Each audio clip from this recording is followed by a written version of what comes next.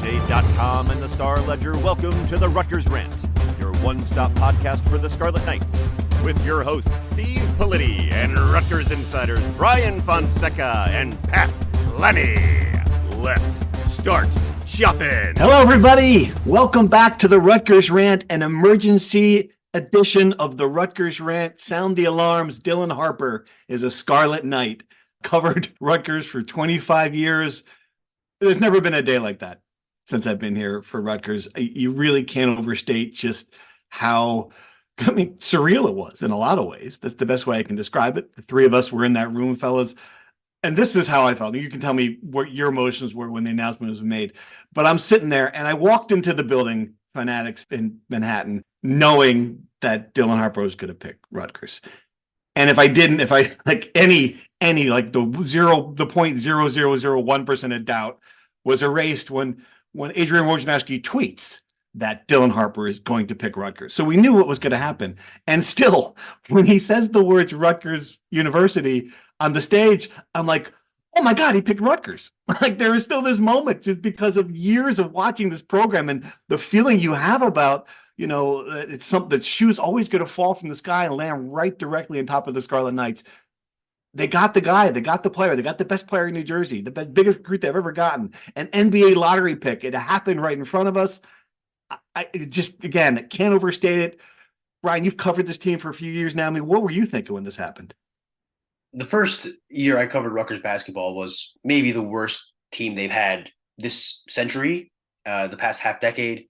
One of the worst they've had in years of misery. I remember being at the rack covering a 50-point loss to Purdue, just thinking this program may never, ever reach heights like that, ever. I mean, just will they ever be able to compete? So when you're sitting there in Lower Manhattan, a room packed with people, you have an NBA analyst moderating the event, you have family and teammates, and you have thousands of people begging us, how do I watch this live from home, about a player committing to Rutgers. Rutgers. And we knew it was coming. We knew for sure for about a week. And a great idea. It was coming for about a few months as this thing kind of winded down. But to see it happen is a whole other thing. To have it confirmed, it sets Rutgers up for its potentially greatest season ever. This is the greatest opportunity Rutgers basketball has ever had. It's surreal what this could mean 12 months from now. The possibilities are endless, and I'm sure Rutgers fans celebrate it all day and will be thinking about it for the next 12 months. Brian mentions Jalen Rose and, just the corollaries, and this is a 5-player Rutgers class. When that guy walked down, or when we heard that guy was going to come out, I mean, holy crap, it's like, could it be any more perfect? and for you, especially, since you were writing about this very thing, I mean, it's just sort of incredible.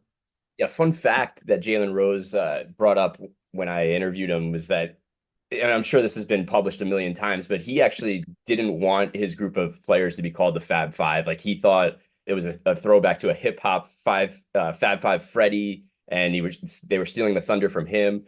So I asked him, do you have a nickname for this Rutgers team yet? And he said, listen, they could be the Jersey Fab Five, absolutely. But I'm not going to give them a nickname yet until I go to see them a couple of times next year. So Jalen Rose was excellent as an MC of the event. He was so insightful, and it was almost like a passing of the torch moment. The spokesman of the Fab Five there to pass the torch to this next group of guys deciding to come together at Rutgers. The similarities are just, it's impossible to ignore. And I get it that people in Durham, North Carolina, or Chapel Hill, North Carolina, or Lexington, Kentucky think we're stark raving mad about this, right? Like they get players like this all the time. It's not a big deal. But for Rutgers to go toe-to-toe with Duke, Kansas, Indiana, and I went up and added it up, you've got 3 programs with 14 national championships and 41 Final Four appearances. For Rutgers, a program that 10 years ago, if you told me this, if you told me 10 years ago that Donald Trump will be running for re-election as president, I'd be like, all right, well, that's possible. But compared to this, like that Rutgers would have a recruiting class that would beat out all of these national powers, that have the 2 NBA top 5 likely lottery picks. It's just, I mean, you can't say it enough for where this program's been, Brian. I guess I keep on coming back to that. And like, look, we should move on. Steve Pikiell's got it in a different place. It is not the same Rutgers you covered when you started covering this team. Facilities, coaching, resources, Big Ten, the whole thing. Everything's changed, but still, I mean, that wasn't 40 years ago. That was like 5 years ago. Yeah, and I agree with you that this split program is in a different place, but to go from the absolute basement to a really good floor they've built to this is an even bigger jump. You're competing with the big boys for this talent. They beat out Duke, a program that gets every kid they want. They've had something like 4 of the top number 1 classes in the past decade. They get the kids. They've gotten Kyrie Irving out of New Jersey. They've gotten Dante Jones out of Rutgers. They've gotten Bobby Hurley. They've gotten all these kids for as long as you can remember. And I know it's John Shire and not Mike Krzyzewski, but the aura of Duke is still there. And Rutgers beat out Duke. Duke wanted Dylan Harper. Dylan Harper was John Shire's one of his first major targets. They went after him hard. Duke beat out Rutgers. That is an almost unfathomable. You said that backwards. Even now, you can't say it correctly. Rutgers beat out Duke. Right. Even now, it's hard to put the sentence. It's convoluted. Exactly. Yes. Like Rutgers beat out Duke. We have no idea how this will work out on the floor. That's something that will be decided months' time from now. But again, like it puts you at a point where you think maybe Rutgers can compete with Duke and these blue blood programs on the court, and that they can have that run in the NCAA tournament in a year. Like I'm not sure this is a sustainable thing. I'm not sure that Rutgers is going to be competing with Duke, with Kansas, with Indiana for these top 10 recruits forever from now on. But to do it for 1 year, to put together, to become the 3rd program in the past 15 years, to have 2 top 3 kids in a recruiting class, to join Duke and Kentucky in doing that, I don't think any Rutgers fan in their wildest dreams could have imagined this would happen ever. A few more things I want to mention just from the ceremony itself. And I think we would be remiss. So obviously he says it, he says going to college to Rutgers University, and then Jalen Rose brings the family up there. And I think it's important, like this does not happen without the relationship that Steve Pikiell has made with that family. And it starts with, of course, Ron Harper Jr., who he helped from a 2-star, from a guy who's just announcing his college destination in a gym like normal players do, to a guy who's on an NBA roster. And it happens because of that and because of Maria Harper. I mean, Rutgers fans, holy cow, if she's not on your Christmas card list, Dylan Harper's mom is the one who said, you know what? I'm not blown away. I don't care about the national championship banners at Duke. I'm not impressed with, Kansas's facilities and all that stuff. It's about relationships, and she could have blazed her own path, and she didn't care about that. And it's about Dylan saying, looking over there and seeing his 2 grandparents who are, getting up in age and thinking, all right, this is an opportunity for me to play a year where they can get to my games.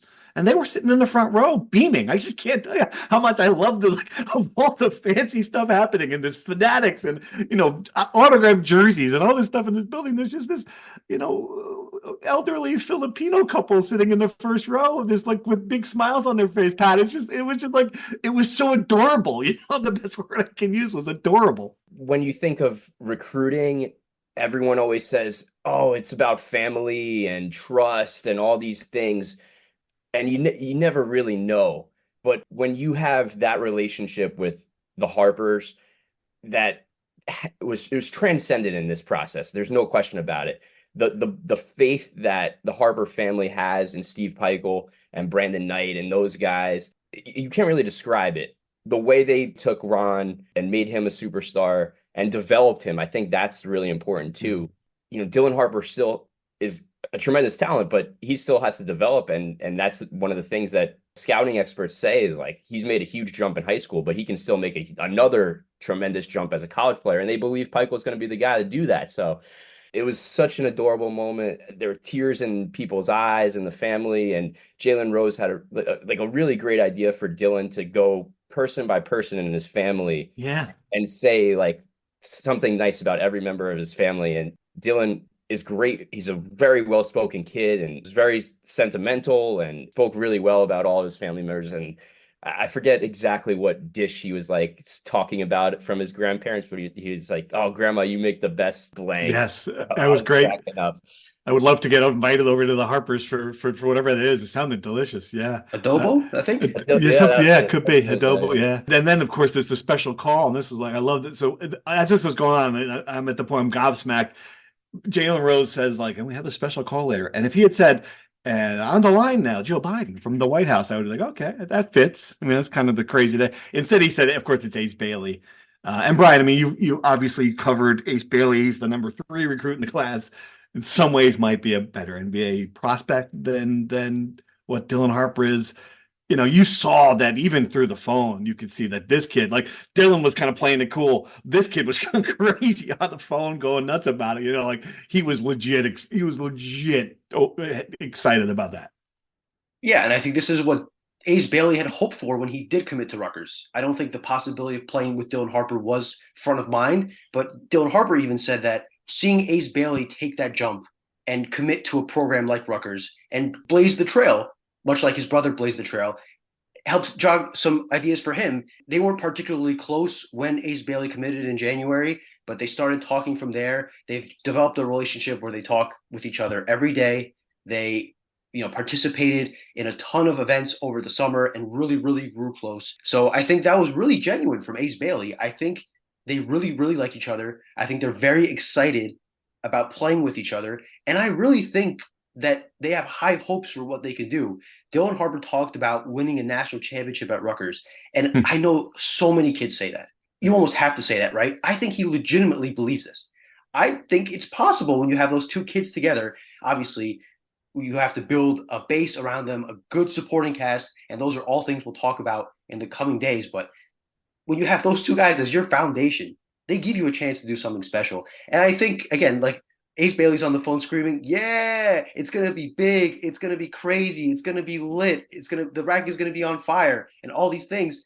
I think he's swept up in the emotion as much as everybody. I think Dylan was being a bit coy in saying that Ace Bailey found out today, like everyone else. Yeah, come on. Right. I think he knew for a while. He linked it to Woj. That would be funny. I kid. I thought it was a very cool idea. I don't know if it was Jalen Rose's idea, but it was a very cool idea to get him on the line.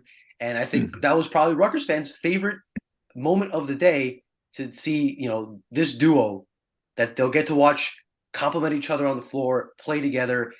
They're going to turn Jersey Mike's Arena into an absolute madhouse for 4 months.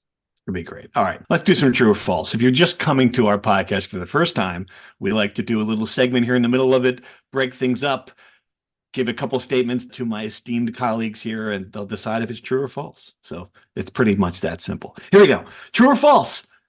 Dylan Harper and Ace Bailey might not be one and done. There's a chance they'll stay. Pat, true or false? Yeah, there's a chance. There's a chance. True.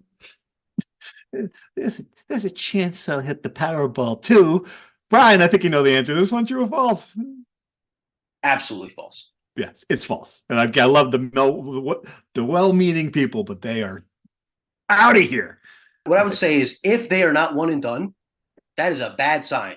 You want these guys to be one and done. Yeah, absolutely. Great point. They are all projected to be top 5 picks in the admittedly very early mock drafts for 2025, but they're top 3 players. They have huge expectations on them.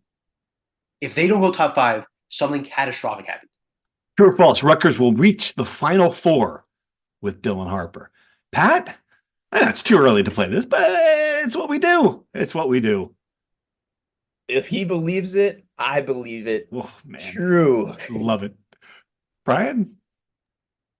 I won't go too far in this, but I do think if they get a good supporting cast around him, and I do think that having those 2 players makes Rutgers a very attractive place for transfer targets. I think they're going to have to go pretty heavy on the transfer market to bolster the team. And I think having them together is a very big selling point. I'm not quite ready to say they're Final Four locks, but I will say if they have a great regular season, as history shows they will, if they get into the East Regional and they make it to a Sweet 16 at the Prudential Center, I think that is 3/4 of the way to a Final Four because 80% of those seats will be in Scarlet and the rack will move up the Turnpike and it will be one of the greatest environments in NCAA tournament history.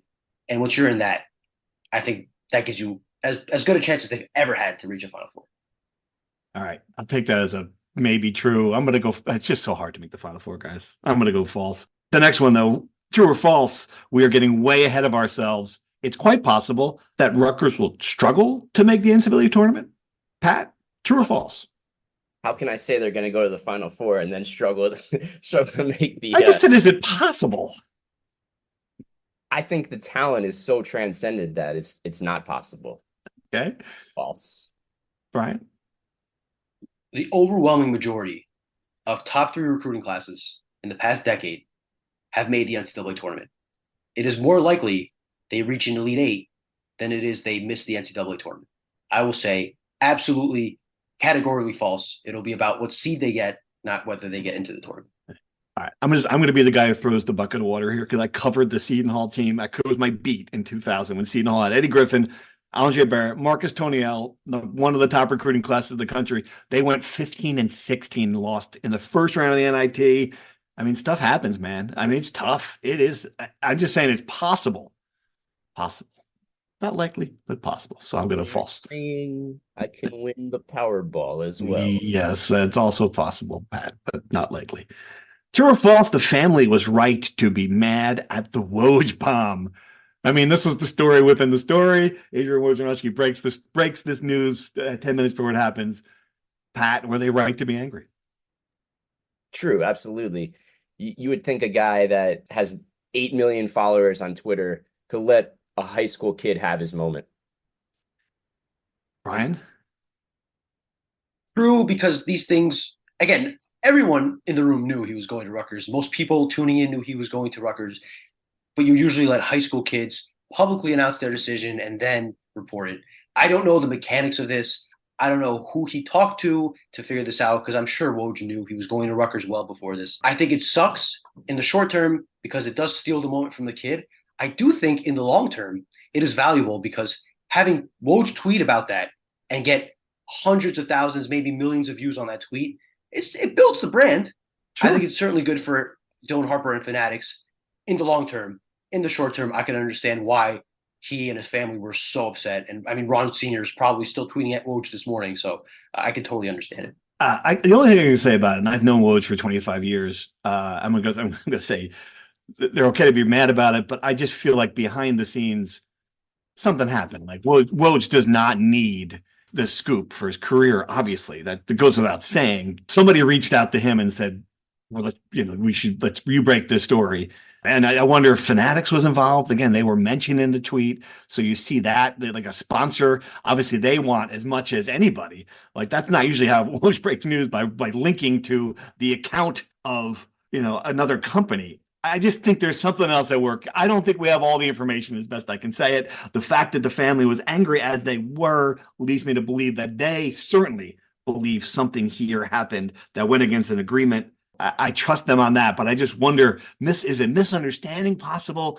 I don't know. I mean, I just know Woj doesn't need this, doesn't want to ruin this kid's moment. I just, I come back to that a lot, that something else here happened. So I guess maybe we'll find out in the coming days. All right, a couple more. True or false? The Wake Forest loss is proof the current team won't sniff the NIT. And this is a great moment. I get in the car last night, all this buzz about Rutgers winning. I turn on the radio and there's Jerry Ricco.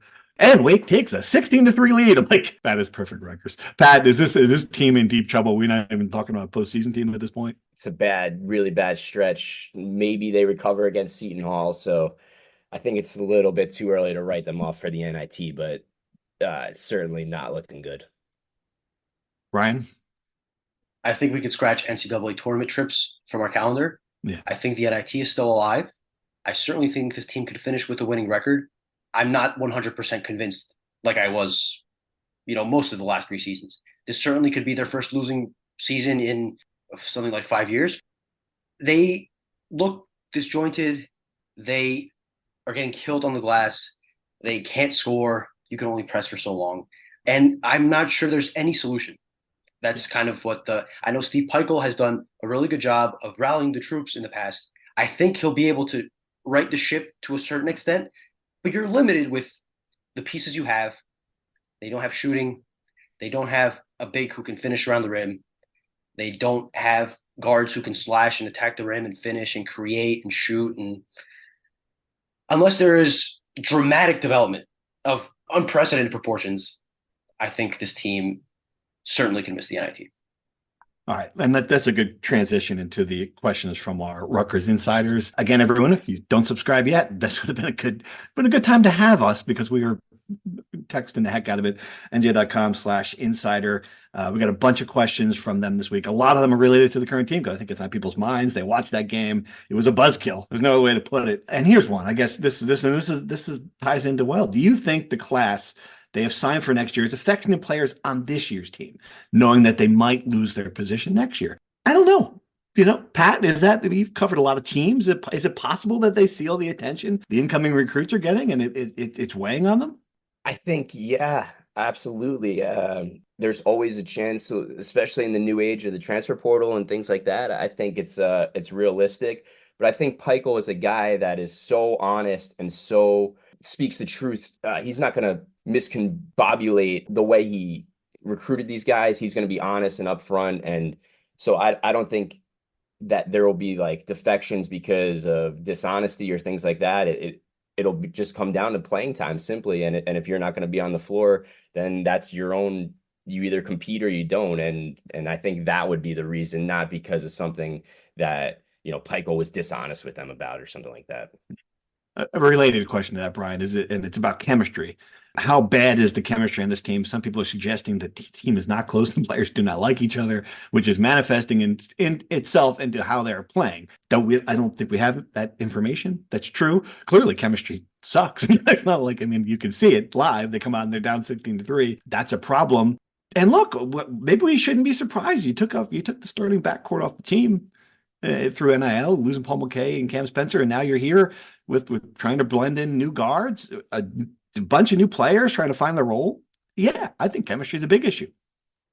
Chemistry is a very recurring theme for Rutgers fans every time this program goes into a slump. It's happened. I've heard this plenty in the last 3 or 4 years. I think the previous question about the recruiting class coming in, I think all of this is like attempts of rationalizing the fact that they just don't have that much talent and they're just not that good of a basketball team. I think people don't want to face that reality and want to look towards these external factors that could somehow magically be fixed, and suddenly guys can start shooting 37% on threes and finishing their layups and grabbing rebounds and all these things they're not doing. I think that's the big issue. I think they're just not that good. And to your point, they lost 2 of their best players that they expected to have on the roster, which is a big dent. Cam Spencer would have been invaluable for this team. Paul McKay would have been invaluable. They can't come back.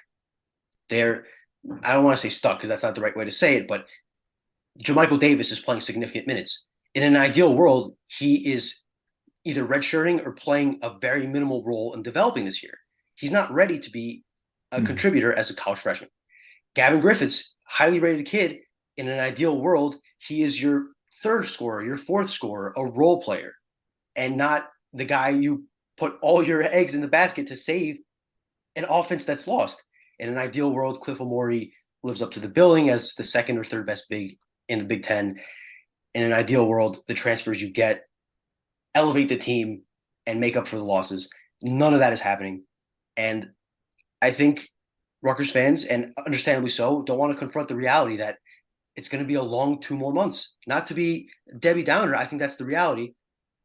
Again, they could turn things around, but the outlook is bleak. And I think this was always looked at as the year before the year, right? We looked at this 2024 recruiting class. That was going to be the year. This was going to be rough in comparison. And I said this, I think, in the summer. It's one thing to know that, to brace for the fact that this is the year before the year. To live through it is tough, especially after consecutive years of playing for postseason basketball. Right. You're just going to have to grind through the next 2 months. We'll be at a lot of Don Bosco games this year. Follow our Twitter feed and watch our Dylan Harper updates to cheer you up. I think that's going to be really your bigger source of happiness than watching this team this winter, unfortunately. All right, Dave from Basking Ridge has a great question. How many kids on the current roster are going to hit the transfer portal given how great a class is coming in? All right, so I tried to figure this out. Brian, you probably have a better sense of it than I do, but if I am looking at the roster correctly, there's only like 4 guys on the team that I am certain will be on the team next year, right? They are Derek Simpson, JaMychal Davis, Gavin Griffiths in the backcourt, and Antoine Wolfolk up front. Like, is there someone else that you can say, oh no, you're forgetting blank will certainly be on the team next year? I no longer say anybody will certainly be on the team. Well, right, but you know what I'm saying, yeah. Have a high probability. Correct, that's a good way of saying it, better way of saying it, absolutely. So guys we know for a fact will not be on the team. Austin Williams, Oscar Noah Palmquist. Fernandez. Mhm. Oscar Palmquist does have another year of eligibility. Does he really? My He does. God, he's been around forever. Okay. Yes. So Andre Hyatt, Austin Mhm. Williams, Noah Fernandez. Cliff O'Mori has another year, but barring a major reversal, He's gone. right. A guy you forgot in your list, Jeremiah Williams, who his situation still has to get sorted out. It's unclear if and how much he would get punished for the gambling thing. The NCAA is still working that stuff out. I would say that's a fair list. I don't think it's impossible that other guys stay. And I think it's a little too early to be speculating about this stuff. But I will say it probably would be good for Rutgers to clear some space. And you have those 5 guys coming. You have the 5 incoming freshmen. And then you have 3 more scholarships to grab guys in the transfer portal. Like grab reinforcements, add to the talent, and build a supporting cast around Ace and Dylan, who are day one starters. Those kids are starting. They're playing a major role. I don't think any of the other freshmen in their class are. And you need to get experienced, good players that will elevate this program to supplement the incoming freshmen and the role players returning. Right. Yeah. And Pat, this is just where we're at. I mean, this is college sports in 2023. I mean, we haven't seen it at a level yet at Rutgers because the football team's the pipeline, developmental, all that stuff. And because basketball has been the same way with loyal players that Steve Pikiell's kind of brought along throughout this. But now, this is it. The roster is going to turn over almost every year. Look at the transfer portal. There's like 2,000 football players in it. I mean, this is it. It's definitely a different, it's the professionalization of college sports is here, and this is just the way it is. Obviously, you saw the proposal that the NCAA president, Charlie Baker, put out about creating a new subdivision that would pay players. And so, every year is just going to be a new team, and the way you manage your roster is going to be just as important as recruiting, right? Like, how do you keep guys? How do you find new guys? Everything has changed, and you can't expect anything. The speculation is just always going to be there. All right. Some good questions about the NIL aspect of this with Dylan Harper. Who got the deal inked with Fanatics, and will that be a continued pipeline for Rutgers athletics? First part of that. Second part, a bigger picture. Do you think signing Harper and Bailey will increase the amount of NIL coming in? Now that it's all built, will they come? That's great. And we talked to the Fanatics guys, and look, we asked them directly about what the deal is, and it's autograph signing, trading cards. I mean, Brian, you can elaborate on it, but the key part I got out of it is that if Dylan Harper walked to the front of the room and said, "I am going to Duke," the Fanatics deal was part of, like, it didn't matter where it's independent of Rutgers. Yes, this is nothing to do with Rutgers. He could have committed to Monmouth. The fact he's the top 2 player and a future NBA lottery pick is what is attractive to Fanatics. This is what these companies are doing now that you can make deals with high school players, is they're getting in very early. Much like agents try to get in very early with these top prospects to eventually hopefully cash in when they make it big. That's what Fanatics is doing. It's a multi-year deal. These PR guys, they're very slick. They would not tell us how many years is in a multi-year. So it could be anywhere from 2 to 200, but it's a multi-year deal. It's not contingent on him going to Rutgers or even going to college. It's just happens to favor Rutgers because it's an NIL deal that pays him for his talents. And he already is from a family that is of good means. They're not hurting for money. And this supplemental income is also good. So it maybe takes a little less pressure off of Rutgers to have to match what these other programs would do. I don't know where the NIL money is coming from. Dylan Harper said money is not important to him. Mm-hmm. I'll take that at face value. Fine.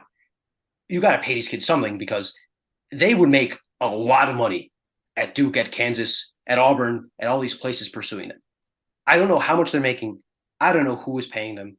I would have to imagine the donors at Rutgers presented the possibility that Rutgers could land 2 top 3 kids if there is enough to support them. Maybe not match exactly what Duke is making or Kansas is offering, but a competitive offer. That's all that's missing to get these kids. I'm sure they would step up. I'm not going to pretend like I know. I know there's the idea that maybe Adidas, some company like that, is fronting the bill. If Dylan Harper and Ace Bailey sign Adidas deals once they get on campus, I guess we'll know that for sure. I don't know. I'm not going to pretend. But I do think there's some element of that involved, obviously. Right. Pat, I think what we're seeing here is that there's like a couple of piles. That's like the best way I can describe it. It's like he's definitely getting some money from Fanatics. I'd be really surprised if he wasn't getting some money, if not from the collective, for some other deal. And Steve Peichel can go to some. It's not like going to someone and say, "Hey, we just need money. We need a rant like for rant. Like, no, we need money for Dylan Harper." Is like a different conversation than, oh, we need an eye. Like, could you give us some cash? It's like a different conversation. So I'm sure there's some of that going on. But yeah, to Brian's point, it is not what Kansas and Duke would have paid. It's just, I mean, we've heard crazy numbers there. Yeah, absolutely.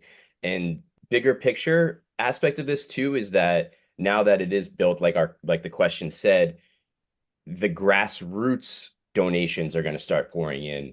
I think if you talk to the Knights of the Raritan people or John Newman, whomever, that the groundswell of excitement over this is just going to be a huge boost for fundraising and the excitement. Everyone's going to be on board. Like the Bernie Sanders donations of like $10 are going to start pouring in and adding up. And I think that makes a big difference, right? Like you stir the pot with these great guys and everyone's so excited and you can capitalize on that excitement. So I think, of course, there's a huge pool of big picture donations that played a big part of it. Fanatics played a big part of it. And now the grassroots movement is going to pick up the rest for maybe not even the big names, maybe the guys, the ancillary pieces. I do want, and like, not to dismiss the idea that Fanatics might not, see some value in this relationship. They're a New York-based company. The founder is a Long Island guy. Like I see possible the same way it's possible that Jersey Mike's. Again, these are not Rutgers alums. They're just companies in the area who might see, all right, look, they got it going on in Rutgers. This is college. This is as close as we can get to have a New York market college basketball team of some level that's not already sponsored by a company at St. John's. So I mean, it's quite possible that that's what's happening here. But again, it is, and I will say, look at it as an encouraging thing that Rutgers doesn't have to surrender in the NIL. In the marketplace, which of course that's sort of been a feeling like, well, we'll never be able to compete with Duke and Kansas. Well, yeah, all right. Clearly that's not true. All right, a few more good questions here, folks, and we try to get as many as we can. Andy from Glassboro wants to know about momentum. If they're projecting Ace Bailey and Dylan Harper's one and dones, what do we essentially have 1 year with them as freshmen or make a run, or what can Rutgers do to keep the momentum going? Brian, I mean, I think that's part of what's good about this class, and we're not talking a lot about, is that this will be a developmental year for three of those recruits, right? I mean, like the other, as good as those 3-4 stars that are coming in, Leith Somerville, Dylan Grant, they'll be role players. They'll be role players, yes. And they could eventually down the line become the Antoine Woolfolks and the Caleb McConnells. Bryce Dortch is a kid that they compare a lot to Caleb McConnell, which I think Rutgers fans would gladly sign up for. As far as momentum in recruiting, Rutgers is in with a lot of kids that are highly ranked in the next class. 5-star guard Darius Acuff, 5-star guard Trey McKinney, who was on the same official visit as Dylan Harper and Ace Bailey and saw the love Rutgers fans had for them. If he's watching closely their season next year, if he could see them develop over the year, if he could see them have some success with Rutgers and show it's possible to be a highly ranked kid, go to Rutgers, have success, go to the league, that is a strong selling point for Rutgers to give to him and even the kids beyond. Because by the time Ace Bailey and Dylan Harper are in the draft, McKinney will have decided where he's going. But the 2026 kids, the 2027 kids, like this is something that you can go into any living room and say, I got this kid. I did this with him. We won this many games. We went to this tournament. We developed him into an NBA draft prospect. It's possible that you don't have to go to Duke. You don't have to go to Kansas to live up to your NBA potential. You could do it at Rutgers. And I think that for a really strong recruiter that Brandon Knight already is, that Steve Peichel has shown that he has become, that's a very, very powerful thing they could bring to any recruiting pitch. Absolutely. The concern is that Brandon Knight might be doing it for his new team as a head coach. I mean, I just can't fathom that he won't be hired. I just can't after this. But anyway, that's a different point entirely. For Rutgers, though, yeah, you make a great point. And I think that's what's forgotten is this class is those guys would have been the star of the other guys in the class would have been the star of any other recruiting class. So in some ways, Steve Peichel has sort of set the floor on what he's shown he can get guys. Dylan Harper is for a million reasons, an anomaly. They're not going to get another Dylan Harper. But yeah, I think it shows that you can still get high-level players and build the program. You don't have to scour for the next Geo Baker or some under-recruited kid from New Hampshire. I think that's what the takeaway I got from this. Now, the big thing that we've discussed a bit is they do have to cash in on this. Like, as good of an opportunity as it is to have these players, you can't mess it up in their development because that will be used against you in recruiting. Of course, yeah. Right? So that's the flip side of this. This is a very high reward situation with it's a very delicate balance that you wrote this in your column this morning. This is your one opportunity. You have to cash this in if you're Rutgers. That doesn't mean winning a national championship. That means having a season good enough where people feel like you lived up to the potential that you have in front of you. Steve Pikiell is used to coaching the Geo Bakers and the Caleb McConnells, those kids you mentioned. He's used to rallying around the idea that they're the underdog and they are going to prove everyone wrong. Now everyone's going to see if they can be proven right that these kids are that good and what you can do with them. We don't know. I mean, that's the fascinating thing about this. We don't know how Steve Pikiell will manage these kids. It is fascinating because really, his entire coaching philosophy is built around, we're going to take this kid and we're going to groom him and polish him. In 5 years, you're going to have a good college basketball player. Now it's like in 8 months, we're going to walk him to bro hug Adam Silver on the NBA stage. It couldn't be any more different from the attention, from the pressure, from the priorities. I mean, it is a big change. You got to take a page out of John Calipari's book and learn how to coach these one and done kind of guys, because managing their expectations and keeping them happy is a whole nother element of coaching that Pikiell hasn't had to deal with. Managing expectations, keeping everyone happy. Like these are things that are difficult to manage. And it's really, really going to be fascinating, but I think he's just such a good guy that people love him and want to be just successful for him, that is probably his best strength as a coach. So right. I think he's in a really good position with this group who, by all accounts through our reporting and all this, they all also have like great personal connections with the assistant coaches too. So it's just a fascinating dynamic to this whole class and how it all came together. So I think it should be really special. But you're right, like everything, and even the Jersey Mike's Arena is going to be changed at some point because of this, right? Like they're going to make the big renovations, and they got to capitalize on this groundswell of excitement. All right, two more. We'll get one joke and one good little story. The first, of course, the joke is, can Harper play quarterback? Sorry, couldn't resist. Got to bring it back to the football team, which we are not discussing in this podcast. It's an emergency basketball podcast. Good line though. And then finally I asked on the Rutgers Insider, I just said, give me a story. Is there a story about seeing this moment? And a lot of people were just like, hey, look, I teared up. I got emotional. I was angry when Woj, like I got a lot of different things, but my favorite one was like from someone, my check engine light had been on for 3 days. I was driving home from work and had the live stream on. The second Dylan put that hat on, the light turned off and my car seemingly fixed itself. A freaking Christmas miracle. I love it. Dylan Harper, the karma of Dylan Harper is if you can get the check engine light to go off in a car, which I tell you, mechanics can't even do half the time. It truly is. This, like, I mean, that is a day. That is a day for a Rutgers fan. Thank you for sharing that story, because, like, you can remember, like, how good of a day that would have been for you. You can both get the best player from New Jersey, the best recruit in Rutgers history, and not have to take your car to the garage. It is a Christmas miracle. Oh, fellas, how you doing? You tired? Where we at now? How many hours of sleep you're working on here? Not many, but I'm juiced up, because I'm thinking about watching Dylan Harper and Ace Bailey at Jersey Mike's Arena. I don't think we've talked about like what to expect when they're on the court. Like, people know they're really highly ranked kids and they're going to be exciting. But Dylan Harper is like one of my favorite prospects to watch in this class. Multiple coaches I've talked to have mentioned this. Mike Rice, the former Rutgers coach who coached him at a camp in Atlanta this summer, said he's always under control. It always looks like he knows what he's doing. Like he's moving in slow motion. And he's doing this against like elite prospects on the AAU circuit. To watch him operate in a college environment at Rutgers will be very, very fun. And then obviously there's the absolute freak athlete that Ace Bailey is. One analyst said that he goes for too many home runs. That's his major issue. He's always going for the big play, the big dunk, the big three. And when he does land them, it's like something that no other kid in the class can do. So to see Ace Bailey in transition, throwing down a dunk that explodes the roof off the rack, I think it's going to be so much fun. Like that's the one thing that comes back to for me. Like we cover this for our jobs. We go to every game. We've watched some bad Rutgers offenses. So we're watching some bad Rutgers offenses in multiple sports. This is the complete opposite of the Rutgers ethos, and they're going to be so exciting.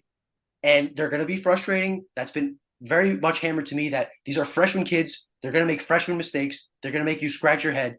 But when things go right, when these kids live up to their potential on the court in those moments, it's going to be something that has never been seen at Rutgers. And that's what's going to keep me going for the next few months, just to getting ready to see something that we've talked about being possible for months.